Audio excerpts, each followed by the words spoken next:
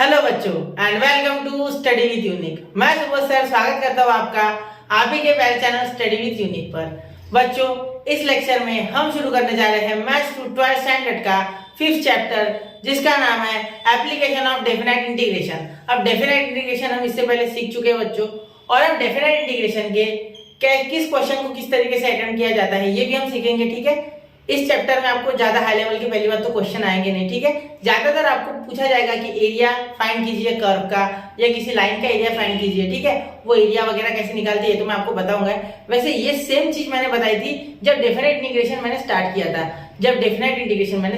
था, उसके introductory lecture में। ठीक है, और ये आपके लिए कुछ नया नहीं होने वाला है जो मैं आज करने वाला हूँ, क्योंकि ऑलरेडी हम इंटीग्रेशन 2 चैप्टर से पढ़ते आ रहे हैं। आसपास हमने उसके नहीं किए तो भी 150 क्वेश्चन तो कर डाले। ठीक है, तो अभी बहुत कुछ अब उसके बारे में नॉलेज हो चुका है। ठीक है, तो यहाँ देखिए, यहाँ तो आपको इतने इजी लगने वाले क्वेश्चंस कि जो बच्चा डेफिनेट इंटीग्रेशन और इंडेफिनेट इंटीग्रेशन अच्छे से पढ़ चुका है उसे के लिए ये चैप्टर एकदम हलवा है। बहुत से बार तो वीडियो पॉज करके खुद से अटेम्प्ट कर लेगा, तो ऐसा करना है बेटा। ठीक है, अब इसमें सिर्फ एक चीज नहीं है कि वो कर्व कैसे बनाना है, तो वो कर्व बनाने में मैं आपको सिखा दूंगा। क्वेश्चन नंबर 1 आसान है बेटा। क्वेश्चन नंबर 2 में आपको एक लैटस रेक्टम वाला कंसेप्ट है जो कि पैराबोला से रिलेटेड है। 4 प्रकार के पैराबोला होता है, एक पॉजिटिव एक्स साइड, एक पॉजिटिव वाई साइड, एक निगेटिव एक्स साइड, एक निगेटिव वाई साइड। तो वो भी मैं आपको बताऊंगा। उसका जो बेसिक इक्वेशन होता है वो होता है y² = 4x। ये मैं अगले लेक्चर में सारी इंट्रोडक्शन की बातें करूंगा इसकी, और एक उसमें 10 मिनट का एक पहले उसमें पूरा बता दूंगा कि किस तरीके से लैटस रेक्टम निकालते वगैरह वगैरह। तो बहुत हो गई बातें, बढ़ते हैं चैप्टर की ओर। तो देखिए बेटा, ये जो चैप्टर है इसमें आपको कुछ इस तरीके से मिलेगा। ये नाम के लिए लिया था मैंने सिर्फ। ठीक है, अब मैं बढ़ रहा हूँ पीछे, जो कि हमारे ब्लैंक पेजेस है। ठीक है, देखिए सबसे पहले अगर मैं आपसे बोलूं, ठीक है, कि बच्चा इस कर्व का नाम है एरिया फाइंड करना है। ठीक है, ये एक सपोज ये कर्व है। ठीक है, ये कर्व है। ठीक है, जो कि ए से बी तक है। ठीक है, और मैं बोलूं बेटा एक काम करो ना, यहाँ से यहाँ तक मुझे एरिया फाइंड करना है। देखो ये रेड रीजन है ना, ये एरिया है, तो एरिया फाइंड करो। तो आप क्या करोगे सर? आप बोलोगे इसका मुझे फंक्शन दे दो, तो मैं बोलता हूँ f(x) ठीक है, f(x) = x है सपोज। ठीक है, तो ये इसका इक्वेशन है। ठीक है, मतलब f(x) को हम y बोलते हैं। क्या बोलते हैं? y। आपको पता होगा ये बात, ये तो हम बहुत बार बात कर चुके हैं इसके बारे में। ठीक है, तो यहाँ मैं अगर बोलूँ कि इसका एरिया फाइंड करो a से b तक, तो आप क्या बोलोगे? सर जोड़ दो ना इसे पूरा, मतलब इसकी छोटी छोटी पट्टियां होती है वो हम जोड़ेंगे। बिल्कुल बिल्कुल बेटा, वो तो सही बात है आपकी, बिल्कुल जोड़ेंगे। ठीक है, तो यहाँ ये एक्सिस है, ये एक्स, ये वाई। ठीक है, और ये ओरिजिन ये दे देना एक बार। ठीक है, तो देखिए f(x), तो इसे हम जोड़ेंगे कैसे? तो इंटीग्रेट कर दो सर। कहां से कहां तक बेटा? a से b तक। बिल्कुल, a से b तक, a से b तक। ये बहुत बार आपने फिजिक्स में भी यूज किया है। ठीक है, यहाँ भी dx दे देते, यहाँ भी dx दे देते। क्लियर? और लिमिट इधर सरका लेते इसका। ठीक है, हाँ, तो आप बोलोगे सर एक काम करो, यहाँ आप एरिया तो आराम से निकालोगे, कोई दिक्कत नहीं है। This is the area, nothing but the area. यहाँ अगर आप सॉल्व करोगे तो यहाँ क्या हो जाएगा? x²/2। फिर आपको लिमिट डालनी है a से लेके b तक, तो आपको एरिया मिल जाएगा। आपका एरिया यहाँ क्या हो जाएगा? a²/2। ठीक है, और माइनस यहाँ हो जाएगा आपका b²/2। लेकिन एरिया ऐसे में तो हमें पता है नीचे कहाँ तक निकालना है। इसे नीचे जाओगे तो ये तो इनफाइनाइट एरिया है, ये बोर्ड खत्म हो जाएगा लेकिन एरिया खत्म नहीं होगा। तो यहाँ आप, मैंने 5th चैप्टर में भी आपको स्टार्टिंग में बताया था, 4th डेफिनेट इंटीग्रेशन में, कि एरिया हम फाइंड करते हैं about x axis and below the curve, मतलब कर्व के नीचे और एक्स एक्सिस के ऊपर ये एरिया हम फाइंड करेंगे। ठीक है, तो ये एरिया हम फाइंड करेंगे। जरूरी नहीं है कि हमेशा कर्व का इक्वेशन है। ठीक है, ये तो कर्व का इक्वेशन भी नहीं है, ये तो लीनियर लिया था मैंने। ठीक है, यहाँ अगर स्क्वायर वगैरह होता है तो कर्व का होता है। ठीक है, समझ गए? तो आपको यहाँ हमेशा कर्व का निकालना पड़े ऐसे कुछ जरूरी नहीं है। ऐसे भी क्वेश्चन आ सकता है कि यहाँ ऐसी भी फिगर बन सकती है कभी हमारी, सपोज ये 0 से लेके 5 तक है। ठीक है, तो x की वैल्यू क्या आ गई? यहाँ 0, और फिर x की वैल्यू आ गई 5। ठीक है, यहाँ भी एक्चुअली a से b जो है ना, ये x की वैल्यू है, ये a है और ये b है। ठीक है, समझ रहे हो? इस तरीके से कुछ होता है, समझ रहे हो मेरी बात? ठीक है, तो आपको x की या a की कोई भी 2 लिमिट दी रहेगी, मतलब कहां से कहां तक है। y की भी हो सकती है, x y दोनों की हो सकती है, किसी भी एक्सिस पे हो सकती है। अगर कोई y पे होगा तो इस तरीके से बनेगा कर्व। देखो, कर्व की बात कर रहा हूं मैं, अगर लाइन होती है तो वो भी उसी तरीके से बनेगी। ठीक है, तो याद देखिए, हम क्वेश्चंस में और अच्छे से देखेंगे, इस तरीके से बन जाएगा। ठीक है, समझ रहे? तो इस तरीके से ये एरिया हमें फाइंड करना है अंदर वाला, ये ब्लैक। ठीक है, ये y है, ये x है, और ये 0 ओरिजिन। ठीक है, 0 है ना ओरिजिन। समझ रहे हो मेरी बात? तो ये आपको समझ गया। अब यही इसका बेसिक कंसेप्ट है बेटा, और इसी तरीके के क्वेश्चन इसमें करने हैं एटलीस्ट पहले लेक्चर में। ठीक है, अगले लेक्चर से थोड़े से लेवल अच्छा हो जाएगा। अगर आपने 11th में पैराबोला का कंसेप्ट ढंग से सीखा है, ठीक है, पैराबोला आप जानते हो, तो आपको ये आसान लगेगा, ठीक है। और नहीं सीखा है तो भी आसान लगेगा, क्यों? क्योंकि मैं अगले लेक्चर से स्टार्टिंग में 10 मिनट पहले लैटस रेक्टम क्या होता है, किस तरीके से डायरेक्ट्रिक्स वगैरह होती है, वो सारी चीजें मैं आपको बताऊंगा, ठीक है। तो चलिए मैं सबसे पहले क्वेश्चंस की ओर बढ़ रहा हूँ, क्योंकि ये इतने इससे ऊपर इसमें बेसिक नहीं है, ठीक है। क्योंकि डेफिनेट इंडिकेशन में आपको बहुत कुछ सिखा दिया, डेफिनेट इंडिकेशन में मैंने आपको बहुत कुछ सिखा दिया, सही बात है ये। तो इसीलिए मैं यहाँ डायरेक्टली क्वेश्चंस चालू कर रहा हूँ, क्योंकि इंटीग्रेशन ही करना है, लिमिट ही डालनी है, और कुछ नया नहीं है। सिर्फ इस तरीके से आपको उसकी फिगर यानी डायग्राम्स जो भी आप बोलो कैसे निकालनी है वो मैं एक बार बता दूंगा, ठीक है, बाकी कुछ नहीं। क्लियर? चलिए, तो इतना नोट करना होगा तो कीजिए, ठीक है। मैं बढ़ रहा हूँ क्वेश्चंस की ओर, ठीक है। 1, 2 और 3 हो गया। चलिए बच्चों, तो 5 मिनट से ऊपर तो इसका इंट्रोडक्शन में दे ही नहीं सकता था, क्योंकि हम ऑलरेडी बहुत कुछ जानते, तो मैं आपको क्या इंट्रोड्यूस कराऊंगा, आपको बोर हो जाएगा, ठीक है। चलिए, तो अब मैं शुरू करने जा रहा हूँ बेटा। यहाँ देखिए, find the area of the reason bounded by the following curves. और सारे कर्व्स नहीं है, बोला गया है कर्व्स नहीं है। देखो, सबसे पहले तो ये पहला ही कर्व नहीं है, y = 2x है बेटा, ये तो आप 10th में सीखते आ रहे हो, ठीक है, कि 2x ये y इधर भेज दो तो -y = 0, ठीक है। तो ये इस तरीके का इक्वेशन है ना, इधर 0 हो जाएगा, ये y इधर आ जाएगा।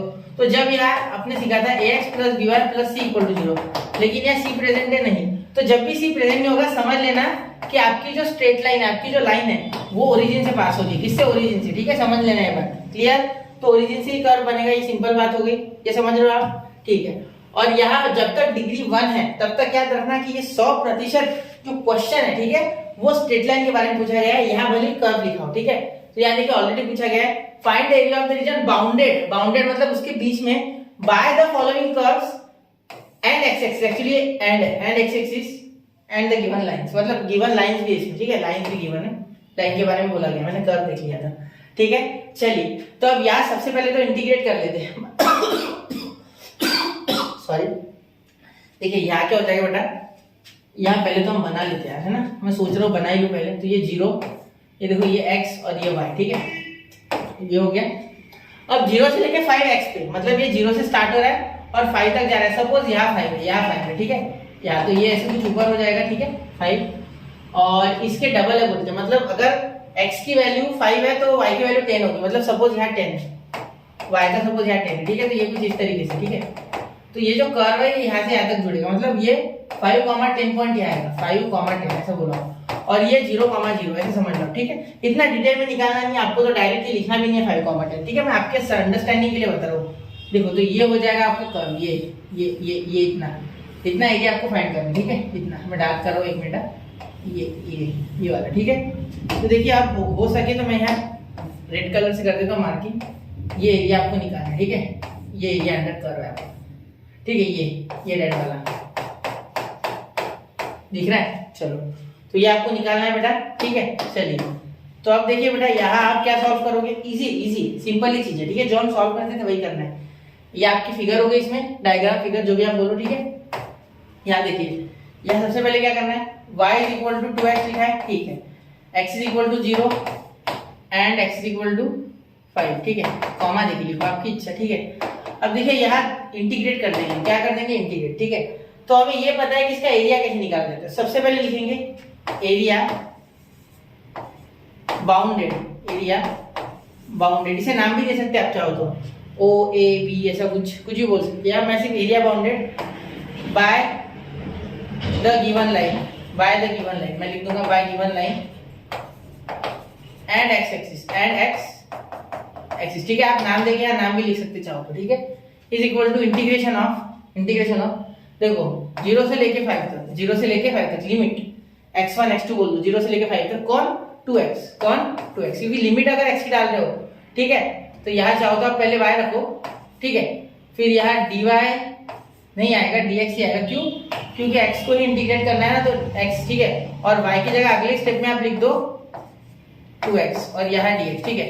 अब इसका इंटीग्रेशन 2 तो बाहर आ जाएगा बेटा, बिल्कुल, तो एरिया मैं a लिखता हूँ सिर्फ, ठीक है, यहाँ लिखेंगे 0 से लेके 5 तक, और ये देखो 2 है ना, 2x, तो 2 कांस्टेंट है बाहर, ये हो जाएगा x dx, ठीक है। तो एरिया = 2, यहाँ हो जाएगा x²/2 और यहाँ हो जाएगा 5 से लेके 0 तक, तो a = 2 × यहाँ देखो 5 का स्क्वायर अपॉन 2, ठीक है, माइनस 2 इंटू यह हो जाएगा 0 का स्क्वायर अपॉन 2। ये तो पता है आपको टर्म 0 होने वाली है, ठीक है। तो यहाँ आपका एरिया क्या हो जाएगा बेटा, एरिया इज इक्वल टू देखो 25 इंटू 2, ये 25 हो जाएगा, 25 इंटू 2 तो ये 2 कैंसिल, तो सिर्फ आया आपका एरिया 25 स्क्वायर यूनिट, ठीक है, समझ रहे हो। चलो तो ये हो गया आपका एरिया, कोई दिक्कत नहीं है। आप एरिया बाउंडेड बाय कर्व करके पूरा सेंटेंस लिखना, area bounded by the straight line and the curve is 25 square centimetre, clear. तो ये रेड वाला पार्ट 25 स्क्वायर सेंटीमीटर है, कोई दिक्कत यहाँ तक नहीं। चलिए तो बढ़ते हैं हम अगले क्वेश्चन की ओर, इसे ध्यान से नोट कीजिए और एक बार देख लीजिए क्वेश्चन वापस से, चाहिए तो वैसे ये नया तो कुछ था नहीं यार, सिर्फ इतना मैंने नया लिखा है, ठीक है, f(x) नहीं लिखा है, ठीक है। तो चलिए बच्चों बढ़ते हैं अगले क्वेश्चन की ओर, 1 2 एंड 3, तो नोट कर लिया बच्चों। चलिए तब यहाँ अपना शॉर्ट में रिक्वायर्ड एरिया भी लिख सकते, टेक्स्ट बुक में हर जगह वही लिखा है, ठीक है। चलिए तो अब चलते हैं क्वेश्चन नंबर 2 की ओर। क्वेश्चन नंबर 2 देखिए, x is equal to 2y, y is equal to 0, y is equal to 4, और y की वैल्यूज दी इस बार, पिछले बार x की थी देखो, थी x की, तो हमने यहाँ dx लिखा था, अब dy से करेंगे, अब dy से करेंगे, ठीक है। यहाँ हमें दिया गया है x in forms of y, मतलब dy यहाँ 2y लिखेंगे हम इंटीग्रेट करते वक्त, ठीक है। ये भी एक स्ट्रेट लाइन है, कैसे बोल सकता हूँ मैं, क्योंकि यहाँ देखिए पावर 1 है दोनों की। इसका मीनिंग क्या हो गया कि अगर मैं इसकी कुछ डायग्राम या फिगर जो भी आप बोलो बनाऊं, तो यहाँ देखिए यहाँ 0 आ जाएगा, ठीक है, यहाँ हो जाएगा आपका x, यहाँ y, और यहाँ मैं 0 ले रहा हूँ तो y का यहाँ सपोज 4 आ रहा है, ठीक है, ये y 4 तक है ना, तो यहाँ से, ठीक है, समझ रहे हो, ये y 4 आ रहा है, ठीक है। तो x 2y मतलब x हो जाएगा 8, x 8 हो जाएगा कुछ, ठीक है, ये इतना आपको लिखना नहीं, मैं सिर्फ मार्किंग कर रहा हूँ, ठीक है। अगर y 4 रखते हो तो x 8 आ रहा है ना, देखो 2 इंटू y बोला है ना, तो ये पॉइंट कुछ यहाँ आ जाएगा, देखो यहाँ मिलेगा आपको पॉइंट तो कुछ इस तरीके से। इस बार यहाँ नहीं एरिया निकालना है, ठीक है, area between this line and y axis निकालना है। इस बार क्या निकालना है, area between this line and y axis, ये वाला, समझ रहे हो ना मेरी बात, ये निकालना आपको इस बार, ठीक है, ये वाला एरिया, ठीक है। चलो पूरा डार्क कर दे दो, समझ गए, ये एरिया आपको निकालना है बच्चों, क्लियर होगी बात। चलिए मैं कोई कलरिंग नहीं कर रहा हूँ, वैसे आपको बता रहा हूँ, ठीक है, क्लियर। चलिए यहाँ तक हो गया। अब देखिए इसे सॉल्व करते, बहुत आसान है बेटा, सेम टू सेम पिछले जैसा, ठीक है। यहाँ मैं रिक्वायर्ड एरिया लिख रहा हूँ, ठीक है, शॉर्ट में लिखेंगे, ज्यादा लंबा नहीं करेंगे क्वेश्चन को। Required area is equal to integration किसका, 0 से लेके 4 तक y का, यहाँ x dy लिखते, तो अब x की वैल्यू क्या है 2y, आप डायरेक्टली भी लिख सकते हैं 0 से लेके 4, यहाँ 2y और यहाँ dy। ये क्वेश्चन एक तो 2 मार्क्स के लिए आता है या 3 मार्क्स के लिए आता है, तो फिगर रिक्वायर्ड है, वरना 2 मार्क्स के लिए फिगर नहीं निकाली तो भी चलेगा, ठीक है, लेकिन फिगर निकाल लो बेटर होता है। क्या समय क्या लगता है उसमें, हमारी अंडरस्टैंडिंग बढ़ती है, ठीक है, इसलिए निकाल दिया, अंडरस्टैंडिंग के लिए, हमारी इवोल्यूशन के लिए खुद के, ठीक है। चलो ठीक है, समझ रहे हो ना, यहाँ 2 भाग गया बेटा, यहाँ y स्क्वायर बाय 2 हो गया आपका इंटीग्रेशन, ठीक है, y स्क्वायर बाय 2 हो गया ना इसका इंटीग्रेशन, 0 से लेके 4 तक की लिमिट, 2 इंटू यहाँ ध्यान देना क्या हो गया 4 का स्क्वायर अपॉन 2 माइनस 0 का स्क्वायर अपॉन 2, ठीक है। यहाँ देखिए यहाँ रिक्वायर्ड एरिया, ए लिख रहा हूँ रिक्वायर्ड एरिया को इस बार शॉर्ट पे, आप रिक्वायर्ड एरिया लिखना, यहाँ 2 16/2, तो 16/2 क्या हो गया इंटू 16/2 माइनस 0, ठीक है, ये माइनस 0 तो ये 0 हो गया, ठीक है। ए इज इक्वल टू 2 इंटू ये 2 कैंसिल, क्योंकि इसके नीचे का 2 तो वैसे भी 0 हो गया होगा, पूरा 0 हो गया ये टर्म, तो ये आ गया आपका आंसर डायरेक्टली 16, क्या लिखते हैं हम 16, एक मिनट, 16 स्क्वायर यूनिट्स, ठीक है। चलो समझ रहे हो। चलिए तो ऐसे ही क्वेश्चन मजे से करते जाना है, आगे बढ़ते जाना है, क्योंकि बहुत ही आसान क्वेश्चन है। डेफिनेट इंटीग्रेशन जिसने किया है, इंडेफिनेट जिसको पता है, उसके लिए सारे क्वेश्चन बहुत ही हलवा है, ठीक है। चलिए बढ़ते अगले क्वेश्चन की ओर, नोट कीजिए 1 2 एंड 3, तो नोट कर लिया बच्चों, बहुत से बच्चों ने क्वेश्चन नोट कर लिया होगा और पहले ही कर लिया होगा, सॉरी नोट तो कर लिया होगा सबने, लेकिन पहले ही कर लिया होगा बोलने से पहले, ठीक है। थर्ड क्वेश्चन भी आप कर सकते हो, आसान है, हाँ किसी को फंसा रहा होगा क्वेश्चन, लेकिन है नहीं फंसाने लायक क्वेश्चन नहीं। देखो क्या होता है, यहाँ आपको x और y निकालना है सबसे पहले, हमेशा याद रखिए x y एक्सिस बना लीजिए, ठीक है, फिर यहाँ 0 दे दीजिए, ठीक है, यहाँ तक हो गया आपका, ये तो फिक्स चीज है, ठीक है। x 0 से 5 तक भाग रहा है, ठीक है, तो सपोज यहाँ 5 है, तो यहाँ 5 पे एक ऐसी लाइन बना लो, x = 5, ठीक है, और यहाँ y पे x = 4, ठीक है, बन गया। अब एरिया कौन सा निकालना है, ये तो एरिया निकालना है ना, बिल्कुल यही एरिया निकालना है। कलर बदल दूं क्या मैं उसका, रेड से कर देता हूँ, बाकी देखो, अरे यार रेड, ये देखो ये एरिया निकालना है, ये पूरा एरिया, ठीक है, ये इतना सर ये तो हमें रेक्टेंगल दिख रहा है ना? बिल्कुल बेटा रेक्टेंगल है ये। क्या देखिए अगर आप ध्यान से देखो तो ये 5 4 20 डायरेक्टली आ रहा है। अगर ये सीटी में आता है इतना आसान आएगा तो नहीं आता है तो यहाँ डायरेक्ट 20 लिखिए, ठीक है। ये मत करते बैठिए डेफिनेट, डेफिनेट से करना है ना। तो रिक्वायर्ड एरिया तो लिखेंगे required area is equal to integration, ठीक है, 0 से लेके 5 y dy। ऐसा क्यों किया पूरा बताऊंगा, ध्यान दीजिए, ठीक है। 20 लाना है, ये तो पता है, आंसर पता है ना इस बार। चलो ठीक, देखिए y को हम जब इंटीग्रेट करेंगे, ठीक है, where y is equal to 4, यहाँ y पता है, where y is equal to 4, 0 से लेके 4 भी लिख सकते हैं, ऐसा कुछ नहीं, ठीक है। तो यहाँ अगर y बाहर जाता है, y अगर बाहर जाता है, ठीक है, एक काम करो, यहाँ एक काम करो, dx लिखो, ठीक है, dx लिखो, क्लियर। तो y को हम 4 डाल देते, क्या डाल देते 4, और यहाँ लिखते dx, ठीक है, यहाँ 0 से 5, यहाँ dx लिखो, ठीक है। क्यों लिखा बता रहा हूँ, देखो ये 4 बाहर गया, यहाँ x आ गया, ठीक है, यहाँ x आ गया, तो लिमिट क्या है 0 से लेके 5, ठीक है। तो देखिए 4 इंटू यहाँ 5 इज इक्वल टू 20, 0 इंटू 0 करके 0 ही आता है, तो 20 स्क्वायर यूनिट। अब मैंने ऐसे क्यों लिखा सर, यहाँ dy को dx क्यों किया, ठीक है।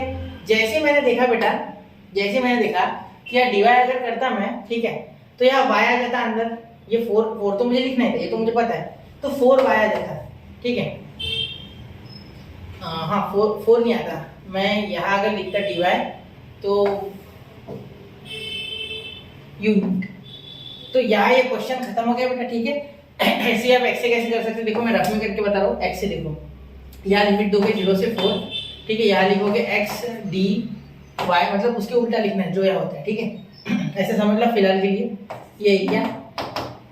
यहाँ देखिए यहाँ क्या हो जाएगा, x कितना है 5 है, ठीक है, x 5 डाल दो, ठीक है, x 5 डाल दो, तो ये 5 के लिए हो जाएगा, तो यहाँ हो जाएगा 5x का इंटीग्रेशन ऑफ 5 कांस्टेंट, 1 का हो जाएगा x, है ना, x ही हो जाएगा ना, हाँ x हो जाएगा बिल्कुल ना, हाँ x नहीं y हो जाएगा, क्योंकि dy सॉरी हाँ मैं वही तो सोच रहा हूँ क्या x गलती क्या हो गई, y आएगा dy इसलिए y आएगा, और यहाँ हो जाएगा 0 से लेके 4, तो 5 4 20। आप कैसे भी निकालो बेटा आंसर सेम आएगा, सिर्फ आपको याद ये रखना है जो यहाँ लेना है उसके उल्टे से, मतलब x से लोगे तो dy से आपको इंटीग्रेट करना है, अगर y लोगे तो dx से इंटीग्रेट करना है, ये याद रखना, वरना गलती हो जाएगी। क्योंकि देखो मैं बता रहा हूँ इसके पीछे का रीजन सिंपल, आपको जैसे समझे वैसे बता रहा हूँ, देखो ज़्यादा कॉम्प्लिकेट नहीं करूँगा चीज़ों को। देखिए क्या होता है, अब जब ये क्या है, ये रेक्टेंगल, रेक्टेंगल क्या होता है लेंथ इनटू ब्रेड्थ, तो उसके उल्टा ले लिया, ऐसे समझो और ऐसे याद रखो और ऐसे करो, ठीक है। ज़्यादा कॉम्प्लिकेशन में नहीं जाती, सिर्फ इतना याद रखो, ठीक है, उल्टा, क्योंकि लेंथ इनटू ब्रेड्थ होता है, तो ये समझ लो लेंथ या ब्रेड्थ, ऐसा कुछ समझो, आप सिर्फ समझो, ठीक है। चलिए तो बढ़ते हैं अगले क्वेश्चन की ओर, 1 2 एंड 3 नोट कर लिया बच्चों, कैसा लगा क्वेश्चन, आसान था, ठीक है। अब चलिए क्वेश्चन नंबर 4 की ओर। क्वेश्चन नंबर 4 देखिए, y is equal to sin x, ठीक है। तो रिक्वायर्ड एरिया सबसे पहले लिखेंगे, क्या लिखेंगे, रिक्वायर्ड एरिया, तो required area is equal to integration of y dx, ठीक है, y है ना, y के फॉर्म में दिया इसलिए y dx, और यहाँ 0 से लेके π/2 तक x की लिमिट, ठीक है, जो यहाँ इंटीग्रेट कर रहा है उसी की लिमिट लगाना है, ठीक है, dx कर रहा है ना इसलिए। तो हमें पता है कि y की वैल्यू क्या है sin x, तो यहाँ लिखिए sin x और यहाँ dx, ठीक है। अब ध्यान दीजिए इज इक्वल टू इंटीग्रेशन 0 से लेके π/2, इसका डायरेक्ट इंटीग्रेशन कर देंगे, हाँ हो जाएगा, माइनस cos x, और यहाँ लगा देते π/2 से लेके 0 तक की, 0 से लेके π/2 तक की लिमिट, ठीक है। तो यहाँ देखिए माइनस cos x, ठीक है, तो यहाँ लिख सकते हैं cos π/2, यहाँ लिख सकते हैं माइनस cos 0, ये ब्रैकेट छोड़ना मत, ठीक है। ये माइनस से अंदर मल्टीप्लाई किया तो माइनस cos π/2, और यहाँ हो गया माइनस माइनस प्लस cos 0, ठीक है, cos 0 तो 1 हो जाएगा, आपको बताइए, ठीक है। cos π/2 क्या हो गया 0, तो माइनस 0 लिख के कोई फायदा नहीं, माइनस तो 0 को लगाओ, प्लस लगाओ, कोई फर्क नहीं, ये प्लस 1, तो एरिया आ गया 1 स्क्वायर यूनिट। और मैं ये सोचता हूँ कि आपको साइन का ग्राफ ऑलरेडी पता है, इस तरीके से होता है, ठीक है, तो वो आप बना सकते हैं, देखिए कुछ इस तरीके से समझ लो, ठीक है, क्लियर, 0 से लेके π/2, क्लियर, इतना समझ गए। चलिए तो बढ़ते अगले क्वेश्चन की ओर, यहाँ x y देते हैं, x y और a, ठीक है। चलिए बढ़ते अगले क्वेश्चन की ओर, 1 2 एंड 3 हो गया। चलिए अब देखिए क्वेश्चन नंबर 5, तो यहाँ 5 अगर आप देखोगे तो इसमें देखिए x y के बीच में हमें रिलेशन खुद से निकालना है, मतलब दिया हुआ है लेकिन उसे सॉल्व खुद से करना है। आपकी चॉइस है, आपको y के फॉर्म में निकालना है x के, मैं y के फॉर्म में निकालूंगा। ठीक है, x y इक्वल टू 2 है मतलब y इक्वल टू 2/x। ठीक है, ये मैं समझ गया, क्लियर। आगे देखिए, यहाँ अगर आप सॉरी मैं इंटीग्रेशन क्या लिखूं, रिक्वायर्ड एरिया क्या लिखोगे, required area is equal to integration, यहाँ देखिए 4 से लेके 1 मतलब 1 से लेके 4।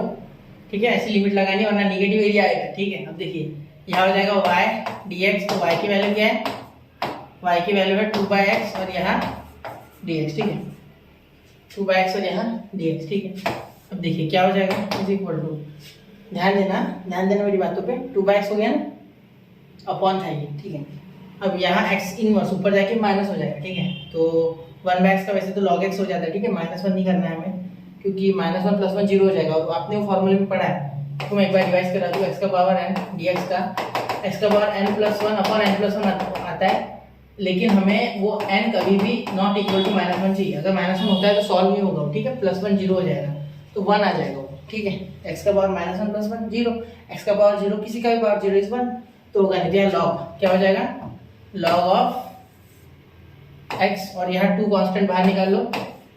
ठीक है, यहाँ हो गया 1 से लेके 4। ठीक है, तो देखिए क्या हो जाएगा, 2 log 4 माइनस log 1। ठीक है, log 1 क्या हो गया 0, ये log 4 और ये 2, तो आपका आंसर आ गया 2 log 4। और इसे चाहो तो आप इस तरीके से लिख सकते हैं, area is equal to log 16। कैसे हुआ सर log 16, 2 इसके ऊपर चल जाता है बेटा, प्रॉपर्टी 2 इसके ऊपर, तो 4 का स्क्वायर 16। क्लियर, चलिए तो बढ़ते अगले क्वेश्चन को, नोट कीजिए 1 2 एंड 3।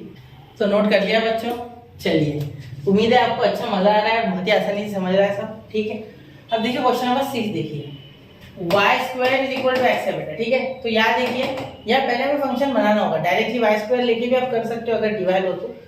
हाँ, डिवाइड हो जाएगा तो x को लेके y² डाल के कर सकते हो, y का क्यों होगा, ठीक हो जाएगा, लेकिन नहीं, एक काम करते हैं x के फॉर्म में बना लेते हैं, क्योंकि हम dx ही करते हैं हमेशा इसलिए। ठीक है, यहाँ हो जाएगा y इक्वल टू √x, और वो भी प्लस माइनस वाला। क्यों सर प्लस माइनस क्यों लगा है बेटा, आपको पता है ना कि ये जब हम किसी का भी रूट निकालते हैं, ठीक है, तो हमें प्लस माइनस में निकालना होता है। कैसे, देखो अगर मैं 4 दूं आपको, तो यहाँ तो बता दोगे सर 2 का स्क्वायर 4 है, बिल्कुल। तो आपको क्या पता है कि +2 का है कि -2 का, किसी का भी हो सकता है, मैं -2 का स्क्वायर बोला, आप क्या बोलोगे 4, +2 का बोला, आप क्या बोलोगे सर 4, बिल्कुल। इसी तरीके से आपको यहाँ प्लस माइनस देना है जब रिटर्न आना है, तो क्योंकि अंदर क्या था हमें थोड़ा पता है पहले। ठीक है, तो यहाँ पहली बात तो ये मैं बता दूं कि ये पहला क्वेश्चन है जिसमें पैराबोला इन्वॉल्व है। ठीक है, देखो कुछ इस तरीके से, ठीक है, देखो ये अगर इस तरीके से लाइन बना लूं मैं, ठीक है, तो पैराबोला का इक्वेशन मैं पहले लिख दूं, y² is equal to 4ax। ठीक है, ये हो गया आपका पॉइंट 0,2 ऐसे बोलते हैं, अरे सॉरी 2a,0 इसके आगे डायरेक्ट्रिक्स होती है a डिस्टेंस में। ठीक है, छोड़ो वो सब, छोड़ो वो मैं अगले लेक्चर में पूरा डिटेल में बताऊंगा। ठीक है, क्योंकि फिलहाल तो हमें लैटिस रेक्टम का काम नहीं है। ठीक है, वो क्या होता है वो सब हम देखेंगे, लेकिन हमें एक्चुअली यहाँ अभी निकालना है ये वाला एरिया और ये वाला एरिया। ठीक है, तो ये हमें दोनों एरिया निकालने हैं, ये 0 है। ठीक है, ये 0 ओरिजिन, ये x और ये y। ठीक है, ठीक है सर, x कितना है बेटा 4 है, तो ये 4 है यानी 4 है हमारा, 2 है यानी यहाँ 4 है। ठीक है, ये 4 है एक्चुअली 4, तो ये पॉइंट 4 है। ठीक है, ऐसे समझ, ठीक है, क्लियर। चलिए तो अब क्या करेंगे, इसे मैं नाम दे रहा हूँ यहाँ O A B C। ठीक है, O A B C O, ये पूरा निकालना है, O A B C O, ये पूरा मुझे निकालना है। ठीक है, तो अब देखिए यहाँ क्या करेंगे, डायरेक्टली लिखेंगे required area is equal to area of region कौन सा, OABCO, ये पूरा निकालना है मुझे। ठीक है, चलो ठीक है, तो therefore is equal to 2 into area of region OABO, ये वाले रीजन का एरिया के इक्वल है। ठीक है, समझ रहे हो, तो इसके डबल करूंगा ना तो यही मिलेगा। ठीक है, ऊपर प्लस था इसलिए प्लस प्लस वाला रूट एक्स जो ऊपर है, माइनस वाला रूट एक्स नीचे, ऐसे समझो, प्लस माइनस ऊपर एक्स एक्सिस के ऊपर एक्स एक्सिस के नीचे, y के बारे में बात चले वैसे भी तो y के अदर साइड से भी, ठीक है, इधर और ऊपर नीचे, y के ऊपर नीचे। देखो y में ये क्या है, एक बार निगेटिव है, एक बार क्या है पॉजिटिव, समझ रहे हो, ठीक है। अब एरिया निकालते हैं, ठीक है, जो कि हम हमेशा जानते क्या होता है, इंटीग्रेशन। किसका, इस बार डायरेक्टली पहली बार मैं रूट एक्स लिखने जा रहा हूँ, y नहीं लिखूंगा मैं इस बार, ठीक है। वैसे ही क्वेश्चन लंबा है, ठीक है, चाहिए उतना लंबा है, इससे ज्यादा क्या करेंगे इसमें, ठीक है। या लिखिए 0 से लेके 4 तक, 0 से लेके 4 तक, बिल्कुल सर, ठीक है। तो रूट एक्स को भी ऐसे ना लिखना है, रूट एक्स को क्या लिखोगे आप 1/2, क्या लिखोगे 1/2, बिल्कुल, रूट एक्स को लिखोगे 1/2, ठीक है। अब यहाँ 1/2 को अगर आप करोगे सॉल्व तो क्या हो जाएगा 2 इंटू, देखो यहाँ क्या हो जाएगा x का पावर 3/2 अपॉन 3/2 और यहाँ हो जाएगा 0 से लेके 4 तक, ठीक है। चलो आगे सॉल्व करें, ठीक है। यहाँ आगे मैं यही सॉल्व कर दूंगा, कम ही जगह चाहिए, ज़्यादा चाहिए नहीं तो डायरेक्टली यही कर दूंगा, ठीक है। देखो एरिया ए लिखूंगा सिर्फ बाबा, ए इज इक्वल टू, ये 2/3 हो जाएगा तो 4/3, क्या हो जाएगा 4/3, ये 2 यहाँ मल्टीप्लाई कर देगा, ठीक है, तो 2 2 4 और ये 3 4/3, या देखो 4 आ जाएगा, 4 का पावर 3/2, तो देखो 4 का पावर 1/2 नीचे लिखो और क्यूब ऊपर लिखो, ठीक है। ऐसे हो सकता है ना, 3 into 1/2 है तो 1/2 यहाँ लिखे, तो a का पावर m पावर n वाले के हिसाब से, ठीक है। ये इंडेक्स में आपने सीखा, इसका हो गया 2 और ये क्यूब, तो क्या हो गया 8, तो इसका आंसर डायरेक्टली क्या हो रहा है 8, तो मैं यहाँ 8 लिख रहा हूँ, ठीक है। 8 माइनस 0 का पावर 3/2, तो वो 0 हो जाएगा बिल्कुल, तो वो 0 लिख के फायदा क्या है ना, तो डायरेक्टली 8। यह देखिए एरिया क्या हो गया आपका, यहाँ 8 4 से कितना हो गया 32/3 square unit, 32/3 square unit, clear. चलिए अब यहाँ ये आपको एरिया मिल गया है, ठीक है, तो ये आपका रिक्वायर्ड एरिया, तो आप लास्ट में क्या सेंटेंस लिखोगे, required area equal to required, अरे यहाँ मैं 2 बार लिख दिया, required area is 32/3 square unit, बिल्कुल, ठीक है, समझ गए। चलिए इसे नोट कीजिए, फिर बढ़ते हैं अगले क्वेश्चन की ओर। 1 2 एंड 3 हो गया। चलिए तो ये पैराबोला वाला पहला क्वेश्चन था, ठीक है, ये इक्वेशन ऑफ पैराबोला, ये हम आगे देखेंगे, मैं आपको डायरेक्ट्रिक्स समझाऊंगा, साथ ही में आपको क्या होता है लेटस रेक्टम वो भी बताऊंगा, पैराबोला किस तरीके से डिफाइन होता है क्या, वो सब आपको बताऊंगा, ठीक है। लेकिन अगले लेक्चर में जब उसका क्वेश्चन आएगा, क्वेश्चन नंबर 2, ठीक है, इसमें क्वेश्चन नंबर 1 करने वाले पूरा। अब देखिए क्वेश्चन नंबर 7 भी सेम टू सेम है बेटा उस क्वेश्चन जैसे, ठीक है। तो यहाँ क्या करेंगे, देखिए कुछ इस तरीके से सेम टू सेम प्रोसेस हो जाएगी, कुछ फर्क नहीं है। देखो ये है आपका इस बार और ये है, ठीक है, यहाँ लाइन बना लो सीधे सीधे यहाँ, ठीक है, तो यहाँ से यहाँ तक, यहाँ से यहाँ तक, ठीक है। ये आपको पॉइंट कौन सा है 4 है, ठीक है, तो यहाँ 4 कॉमा क्या हो गया आपका, यहाँ क्या लिखा है 0 का, ठीक है, 4 कॉमा 0, क्योंकि वाई पे तो पॉइंट है ही नहीं, ठीक है। ये क्या हो जाएगा 0, ये हो जाएगा आपका x और ये हो जाएगा आपका y, ठीक है। यहाँ माइनस सॉरी y डैश, यहाँ m डैश लिख सकते चाहो तो, ठीक है, मैं नहीं लिख रहा हूँ, क्लियर हो गई इतनी बात। अब यहाँ तक आने के बाद आप ये सोच सकते हैं कि y square equal to 16x है, y square equal to 16x, ये समझ गया ना आपको, ये ऊपर नीचे क्यों आया, क्योंकि इसका जब मैं रूट करूंगा देखो तो y square equal to 16x है ना, इसका रूट करूंगा तो y equal two plus minus ये 16 का क्या हो गया 4, ठीक है, और यहाँ हो गया रूट x, क्योंकि मुझे नहीं पता भाई कि ये 16 जो है ये +4 का स्क्वायर है कि -4 का स्क्वायर है, क्लियर, ये समझ रहे हो ना। क्वाड्रेटिक वाली सारी चीजें लग रही है, क्वाड्रेटिक इक्वेशन में करते थे ना, 2 रूट निकलते थे, तो उसी तरीके से, ठीक है, हो गया जाता। अब क्या करना है, अब तो बहुत आसान है सर, अब तो हम लिख लेंगे डायरेक्ट रिक्वायर्ड एरिया है, डायरेक्ट लिखेंगे एरिया ऑफ रीजन, डायरेक्ट लिखेंगे, रिक्वायर्ड एरिया भी लिखेंगे, एरिया ऑफ रीजन, आप चाहो तो लिख लो ऑफ रीजन, यह नाम दे दो same to same O A B C O, तो A B C O, area of region O A B C O, ठीक है, O A B C, ठीक है। अब यहाँ ध्यान देना equal to 2 into area of region, 2 into यहाँ 2 into area of region, area of region आपका हो जाएगा यहाँ O A B O A B, ठीक है, यहाँ 2 इंटू क्या देखिए एरिया ऑफ रीजन OAB आपको निकालना है, ठीक है।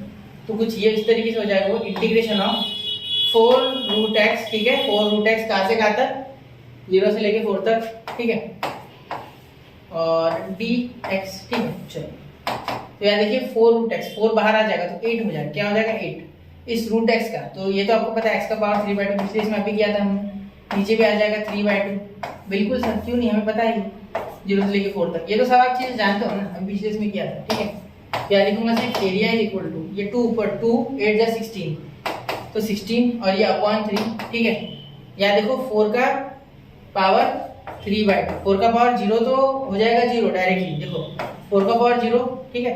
या देखो 4 का पावर 0 हो जाएगा माइनस 4 का पावर 0, तो सॉरी गलती हो गई, यहाँ मैं क्या कर रहा हूँ 4 का पावर 0 का पावर 3/2, 0 का पावर 3/2 अपॉन 3/2 या जो भी आएगा वो तो डायरेक्ट 0, तो ये टर्म पूरी 0 वाली तो 0, ये लिखना ही नहीं है।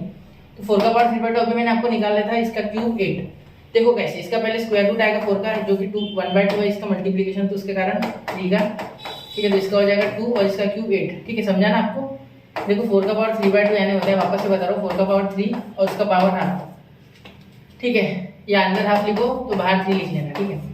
तो ये 2 और ये क्यूब इसका 8, ठीक है।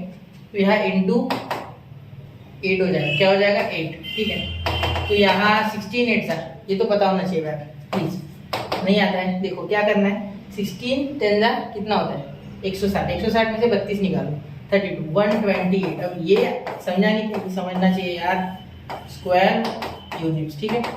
ये आपका हो गया आंसर, ठीक है, अपॉन 3, ठीक है। यस, इससे शायद सॉल्व नहीं होता, 3 नहीं हो रहा है, 8 को डिवाइड नहीं होता 3, ठीक है, 12 तो जा रहा है, ठीक है। तो इसे नोट कीजिए 1 2 और 3, ठीक है। तो बेटा यहाँ हमने ना क्वेश्चन नंबर 1 पूरा कंप्लीट कर लिया, ठीक है, जो 5th चैप्टर था उसका। साथ ही मैंने आपको स्टार्टिंग में बेसिक कंसेप्ट बताया, ठीक है। मैंने इंटीग्रेशन नहीं बताया क्योंकि इंटीग्रेशन ऑलरेडी हम 2 चैप्टर से पढ़ते आ रहे हैं, तो उसके बारे में बता के और लेंदी करने का कोई उपयोग नहीं है, ठीक है, वो यूजफुल नहीं होता सारा। तो यहाँ बच्चों हमने एक क्वेश्चन कर लिया, अगले लेक्चर में कोशिश करूंगा कि दोनों क्वेश्चन विद लैटस रेक्टम का कंसेप्ट, ठीक है, भले 1 घंटे का बन जाए, ठीक है, कंप्लीट करा दूंगा। अब 2 क्वेश्चन है अगले क्वेश्चन में, उसके बाद शायद 4-5 और है, ठीक है। तो चलिए अब बढ़ते हैं बच्चों अगले लेक्चर की और अगले लेक्चर में मिलते हैं। तब तक के लिए पढ़ते रहे, आगे बढ़ते रहे, क्वेश्चन सॉल्व करते रहे। जय हिंद, जय भारत।